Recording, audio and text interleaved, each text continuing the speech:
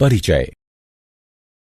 मानवीय आवश्यकता की पूर्ति के लिए प्राकृतिक संसाधनों के प्रबंधन का चलन पूर्व वैदिक काल से ही रहा है। किसानों का सामाजिक तंत्र में उच्च स्थान था और गांवों का प्रबंधन उनके हाथों में था। जमीन, पानी और कृषि के लिए एक क्षेत्र की परिस्थितियों के अनुसार तकनीकी ज्ञान की आवश्यकता थी। उन्होंने इस ज्ञान को प्राप्त किया और अनुभव व करके सीखिए द्वारा दक्षता को विकसित किया। जनसंख्या वृद्धि के कारण प्राकृतिक संसाधनों के अत्यधिक शोषण से कई कठिन समस्याएं उत्पन्न हो गईं। वनस्पति विनाश के परिणाम स्वरूप भूक्षरण, अनाच्छादन, मृदा अपवर्जन, भूस्खलन, बाढ़, दुर्भिक्ष और असंतुलित पारिस्थितिकी उत्पन्न हो गए हैं। संतुलित पारिस्थितिकी अति आवश्यक है। पर्यावरण के प्रति जागरूक उपभोक्ता 3R कम उपयोग, पुनः प्रयोग और पुनः चक्रण की संकल्पना व्यवहार में लाकर अपशिष्ट का कम उत्पादन कर रहे हैं। वे उन उत्पादों को खरीद रहे हैं जो कम विषैले हैं अथवा जिनमें कम पैकेजिंग है। पुनः प्रयोग वाले कंटेनर व अन्य पुनः प्रयोग वाले सामानों का उपयोग कर रहे हैं। उत्पादों की देखभाल और मरम्मत कर रहे हैं। पुनः चक्रण कार्यक्रमों में भाग ले रहे हैं और पुनः चक्रण पदार्थों से बने सामान खरीद रहे हैं।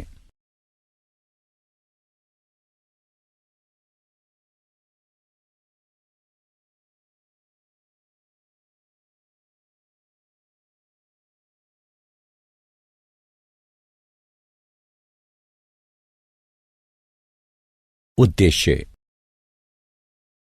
इस पाठ के अंत में आप निम्न करने में सक्षम हो जाएंगे: संसाधनों की आवश्यकता बताना, वनों के वितरण, वन्य जीवन और उनके चिरस्थायी प्रबंधन को समझाना, वर्षा जल संचय के तरीकों को बताना, जीवाश्म ईंधन जैसे कोयला और पेट्रोलियम के महत्व को पहचानना।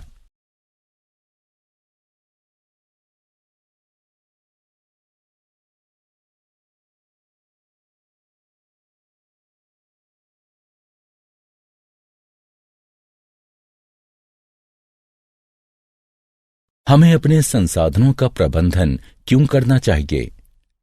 कोई आश्चर्य नहीं कि हमारे प्राकृतिक संसाधनों के दोहन और विकास के बहुत लाभ होते हैं, विशेषतया भवन निर्माण, विनिर्माण, पेशेवर, वैज्ञानिक और तकनीकी सेवाओं में। अर्थव्यवस्था में तमाम वृद्धि हीरे, तेल और विशेषकर गैस जैसे प्राकृतिक संसाधनों द्वारा होती है तथा इस संसाधन की गतिविधि और दूसरे क्षेत्रों जैसे खुदरा व्यापार के मध्य कड़ी इतनी मजबूत नहीं है जितनी की हो सकती है। हालांकि ये वृद्धि एक अच्छी खबर है, परंतु इसका मतलब ये भी हुआ कि बहुत से प्राकृतिक संसाधन प्रयुक्त हुए जा रहे हैं। कुछ संसाधन ऐसे भी हैं जिनका स्थान कोई नहीं ले सकता, इसलिए उनकी समुचित देखभाल करना हमारा कर्तव्य है। वन तथा वन्य जीवन। वनों की पारिस्थितिकी एक जटिल पारिस्थितिकी है जिसमें मुख्य रूप से वृक्ष हैं जो पृथ्वी पर जीवन के प्रारूपों की रक्षा करने के लिए एक अंतर्रोधी का निर्माण करते हैं।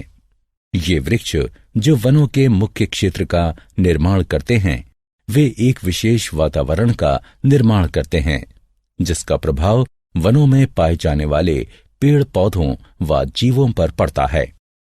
खाद्य तथा कृषि संस्थान FAO ने ऐसी भूमि को वन के रूप में परिभाषित किया है जिसमें 10% से अधिक वृक्षों का आच्छादन या समान भंडारण स्तर हो तथा क्षेत्रफल 0.5 हेक्टेयर से अधिक क्षेत्र हो।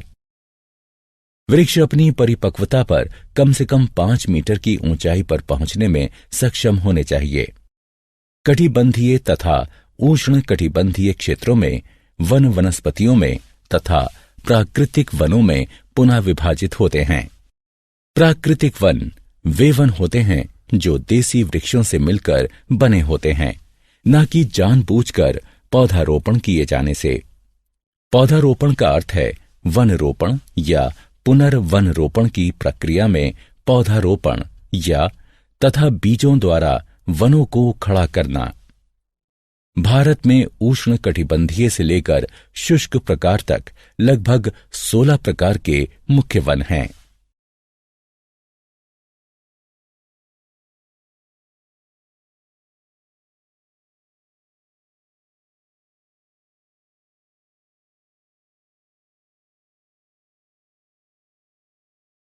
जहां कहीं भी सबसे गर्म माह में औसत तापमान लगभग 10 डिग्री सेल्सियस तथा वार्षिक औसत वर्षा लगभग 200 मिलीमीटर होती है, वहां पर वन विकसित हो सकते हैं।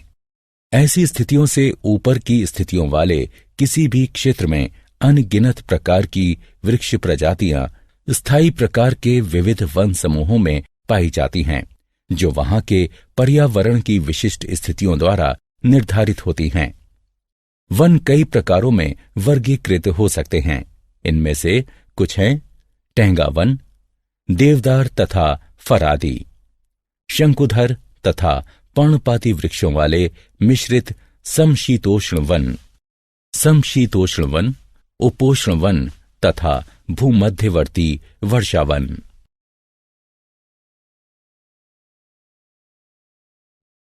यह माना जाता है कि भारत में वन संपत्ति का संगठित दोहन शिकार में वृद्धि के साथ आरंभ हुआ।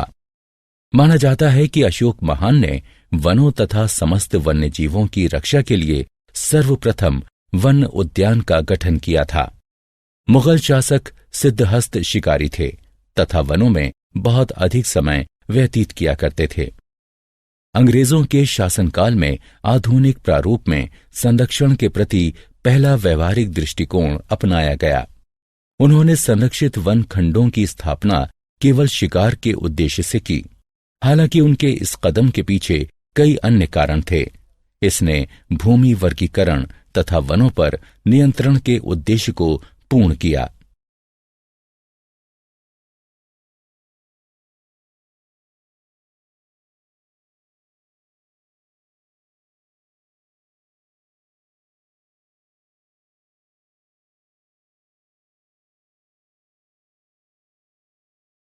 स्थायी प्रबंधन। वन समृद्ध तथा जटिल पारिस्थितिक तंत्र हैं जो जैव विविधता में सहायता करते हैं, मूल्यवान पारिस्थितिकी अनुकूल सेवाएं प्रदान करते हैं तथा इनमें पर्यटन की असीम संभावनाएं होती हैं। विशेष रूप से वस्तुतः लाखों निर्धन व्यक्ति भोजन, जल, ईंधन, वस्त्रों तथा काष्ठ यानी लकड़ी तथा गैर काष्ठ उत्पादों के लिए ही नहीं बल्कि उत्तर जीविता के लिए वनों पर ही निर्भर करते हैं। स्थायित्व अर्जित करने के लिए इस पर पुनर्विचार होना चाहिए, जिसे हम मूल आवश्यकता कहते हैं। हमारे समाज में ये कहना बहुत ही आम है कि हमें एक प्रदत्त संसाधन की आवश्यकता है, लेकिन वस्तुतः हम में से कितनों को इसकी आवश्यकता होती है तथा साथ ही हम ये कैसे निर्धारित करते हैं कि हमारे पारिस्थितिक तंत्र तथा इनमें निवास कर रहे जीवों के लिए क्या मूल आवश्यकता है। यह निर्धारित कर कि क्या चीजें मूल आवश्यकताओं का निर्माण करती हैं, संभवतया हमारे दैनिक जीवन में स्थायी प्रक्रियाओं को अनुकूल बनाने की सबसे बड़ी चुनौती है, क्योंकि आवश्यकताओं की परिभाषा क्षेत्रों से क्षेत्रों, गांवों से गांवों तथा यहां तक कि व्यक्ति से व्यक्ति तक भिन्न होती है। यद्यपि पारिस्थितिकी विशेषज्ञ बहुधा उसके मूल्यांकन के विरुद्ध होते हैं, जिसे अमूल्य माना जाता है, लेकिन लोग वनों के आर्थिक लाभों को न मानते हुए बहस करते हैं। उनकी संरक्षण स्थिति को आंका नहीं जाता है, क्योंकि उनके विविध आर्थिक योगदान अधिकतर अमूल्यांकित तथा जानकारी से परे रह जाते हैं।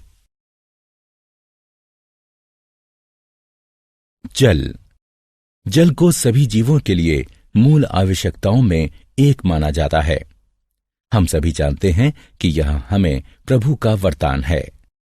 जल की प्राकृतिक रूप से पूर्ति वर्षण द्वारा होती है तथा यह महासागर में प्रवाह वाष्पीकरण तथा भूमि की उपसतह में रिसकर खो जाता है।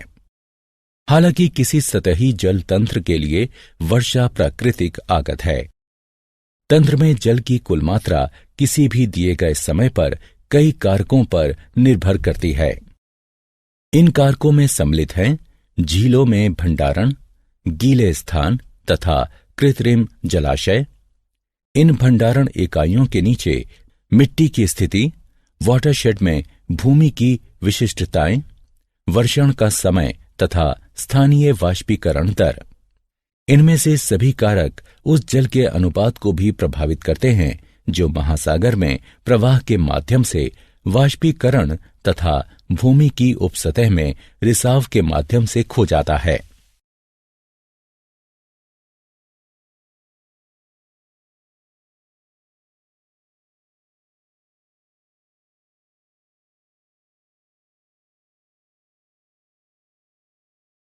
मानवीय गतिविधियां इन कारकों पर काफी प्रभाव डाल सकती हैं। मानव बहुधा जलाशयों के निर्माण से भंडारण क्षमता में तो वृद्धि करता है तथा गीली भूमि को सुखाकर उसे कम भी कर देता है। मानव बहुधा क्षेत्रों में बाड़ लगाकर तथा धारा के प्रवाह को मार्गबद्ध कर चालू मात्रा तथा वेग में वृद्धि करता है।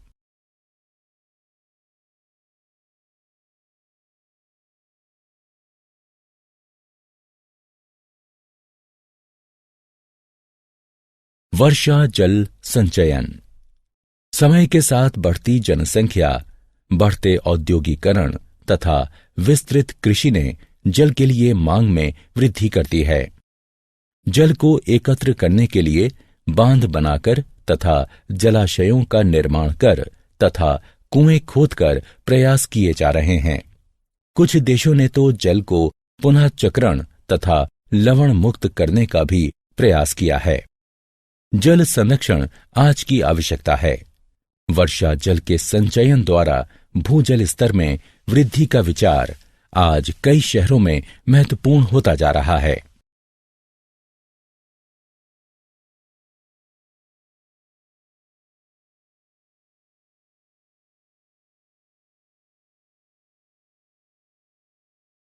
वनों में जल तेजी से भूमि में समा जाता है क्योंकि पेड़ पौधे इसे थाम लेते हैं। यह भूमिगत जल बदले में कुओं, झीलों तथा नदियों में चला जाता है। वन संरक्षण का अर्थ है जल ग्रहों का संरक्षण। प्राचीन भारत में लोगों का मानना था कि वन नदियों की माता हैं तथा वे इन जल निकायों के स्रोतों की पूजा आराधना किया करते थे। यह जल संरक्षण की एक बेहद ही लोकप्रिय पद्धति बनती जा रही है, विशेषकर शहरी क्षेत्रों में।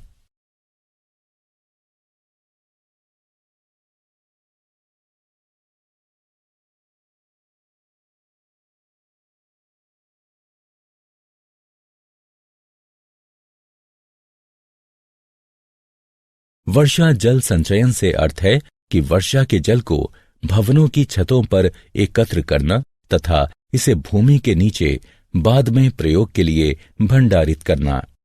यह न केवल भूमिगत जल के क्षरण को कम करता है बल्कि साथ ही कम होती जल तालिका में वृद्धि करता है तथा निरंतर जलापूर्ति में सहायता कर सकता है। वर्षा जल संचयन तथा कृत्रिम रिचार्जिंग आज बहुत ही महत्वपूर्ण मामले बनते जा रहे हैं। भूमिगत जल के स्तर में कमी व सागर के जल की प्रगति को रोकना अर्थात सागर के जल को भूमि की ओर आने से रोकना व वर्षा के मौसम के दौरान जल सतही जल का संरक्षण अत्यंत ही आवश्यक है।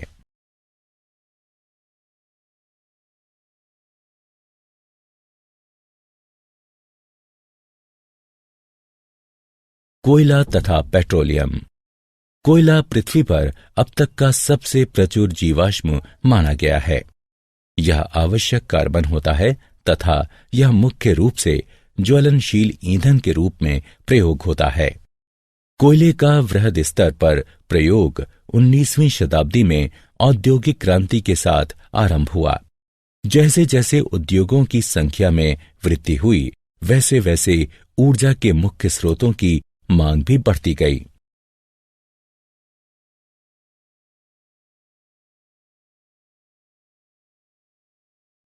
कोयला पौधों का उत्पाद है, मुख्यतः उन वृक्षों का जो कई हजारों वर्ष पूर्व मृत हुए थे। निचले क्षेत्रों में जल जमा होने से या ऐसे क्षेत्रों में जहां जल धीरे धीरे भरता था, मृत वृक्ष तथा पौधे उस प्रकार से अपघटित नहीं हो पाए जैसा कि उन्हें होना चाहिए था। मृत पौधे जल से आच्छादित होते गए तथा वे वायु के ऑक्सीकरक प्रभावों से अछूते रहे। कुछ जीवाणुओं के कार्यों ने ऑक्सीजन तथा हाइड्रोजन छोड़ी, जिसने अवशेष को कार्बन में समृद्ध तथा और भी समृद्ध बनाया। इस कार्बन समृद्ध तत्वों की चौड़ी परत, जिसे पांस कहा जाता है, हजारों वर्षों में बनी। जैसे जैसे और सामग्रियां पांस पर एकत्रित होती गईं, जल उनसे निचुड़ता गया, जिससे कार्बन समृद्ध पौधे के अवशेष ही बचे। दाब तथा तापमान ने सामग्री को और भी संपीड़ित किया। इसने कोयले की निर्माण प्रक्रिया में सहायता की, क्योंकि अधिक गैसें बाहर निकलीं तथा कार्बन के अनुपात का बढ़ना जारी रहा। यह कार्बन कई हजारों वर्षों में धीरे धीरे कोयले में कायांतरित हो गया। पेट्रोलियम पृथ्वी के आवरण के कुछ क्षेत्रों के उच्च संस्तरों में छिद्रयुक्त चट्टान संरचनाओं में पाया जाता है। पेट्रोलियम के ज्ञात संरक्षणों का अनुमान लगभग 1.2 ट्रिलियन बैरल माना जाता है, जबकि एक अनुमान के अनुसार यह 3.74 ट्रिलियन बैरल है। इस समय इसकी खपत लगभग 84 मिलियन बैरल प्रतिदिन अथवा 31 बिलियन बैरल प्रतिवर्ष है। जलाशयों की अभियांत्रिकी समस्याओं की वजह से प्राप्त किया जाने वाला तेल भंडार प्लेट में तेल की तुलना में काफी कम है। वर्तमान में खपत के स्तर को देखते हुए यह भंडार 32 वर्षों उपरांत लगभग 2039 में समाप्त हो जाएगा। हालांकि ये नई खोजों, मांग में बदलाव, बेहतर तकनीक, जनसंख्या प्रगति, तीसरी दुनिया के देशों में औद्योगिकरण तथा अन्य कारकों की अनदेखी करता है। यद्यपि आने वाले वर्षों में तेल के ही ऊर्जा के मुख्य स्रोत रहने का अनुमान है, वहीं ऊर्जा विकास के अन्य विकल्प जैसे सौर ऊर्जा, पवन ऊर्जा, ब्यूटेनॉल, इथेनॉल, फोटोवोल्टिक, परमाणु ऊर्जा, हाइड्रोजन या तैलीय पत्थरों से तेल या तैलीय रेत से तेल वृद्धि कर सकते हैं। चीन एवं भारत जैसे विकासशील देश जो क्योटो प्रोटोकॉल से बाहर हैं, इनमें प्रचुरता के कारण कोयले के उपयोग में वृद्धि हो सकती है। 3R अर्थात कम उपयोग, पुनः प्रयोग तथा पुनः चक्रण। व्यर्थ की खरीदारी न कर अनावश्यक अपशिष्टों को कम करना। वे वस्तुएं जो कभी कभी ही प्रयोग की जाती हैं, उन्हें या तो किसी से उधार लिया जा सकता है या किसी अन्य के साथ साझा किया जा सकता है। कैन के स्थान पर बोतल खरीदें तथा दोबारा चार्ज होने वाली बैटरी खरीदें। उन वस्तुओं को पुनः प्रयोग करें जिन्हें आप बहुधा खराब मान लेते हैं। कभी कभी ये अन्य उद्देश्यों की भी पूर्ति करती है। वस्तुओं को फेंकने के स्थान पर उन्हें किसी अन्य कार्य में प्रयोग कर आप अपशिष्टों को कम कर सकते हैं। कागज तथा लिफाफों को नोट लिखने के लिए फालतू कागज के रूप में प्रयोग किया जा सकता है। अपने उन व्यर्थ उत्पादों का पुनः चक्रण करें जिनसे आप कुछ ऊर्जा संरक्षित कर सकते हैं। सुनिश्चित करें कि आपके घर में कूड़ेदान हो। इसे एक ऐसे स्थान पर रखें कि आप इसका प्रयोग करना भूलें नहीं। सारांश। आइए हमने जो कुछ सीखा है उसे संक्षेप में दोहराएं। किसी भी अर्थव्यवस्था की अधिकतर प्रगति प्राकृतिक संसाधनों जैसे कि कोयला, तेल व गैस आदि से आती है। वन एक जटिल पारिस्थितिकी है जिसमें अधिकतर वृक्ष होते हैं जो जीवन के प्रारूपों की रक्षा करने के लिए एक अंतर्रोधी का निर्माण करते हैं। खाद्य तथा कृषि संस्थान FAO ने ऐसी भूमि को वन के रूप में परिभाषित किया है जिसमें 10% से अधिक वृक्षों का आच्छादन या समान भंडारण स्तर हो तथा क्षेत्रफल 0.5 हेक्टेयर से अधिक क्षेत्र हो। उपोष्ण तथा उष्ण कटिबंधीय क्षेत्रों में वन वनस्पतियों तथा प्राकृतिक वनों में उपविभाजित होते हैं। अशोक महान ने वनों तथा समस्त वन्य जीवों की रक्षा के लिए सर्वप्रथम वन उद्यान का गठन किया था। अंग्रेजों ने संरक्षित वन खंडों की स्थापना केवल शिकार के उद्देश्य से की। जल की प्राकृतिक रूप से पूर्ति वर्षण द्वारा होती है तथा यह महासागर में प्रवाह, वाष्पीकरण तथा भूमि की उपसतह में रिसाव के माध्यम से खो जाता है। वर्षा जल संचयन से अर्थ है कि वर्षा के जल को भवनों की छतों पर एकत्र करना तथा इसे भूमि के नीचे बाद में प्रयोग के लिए भंडारित करना। कोयला पौधों का उत्पाद होता है, मुख्यतः उन वृक्षों का जो कई हजारों वर्ष पूर्व मृत हो गए थे।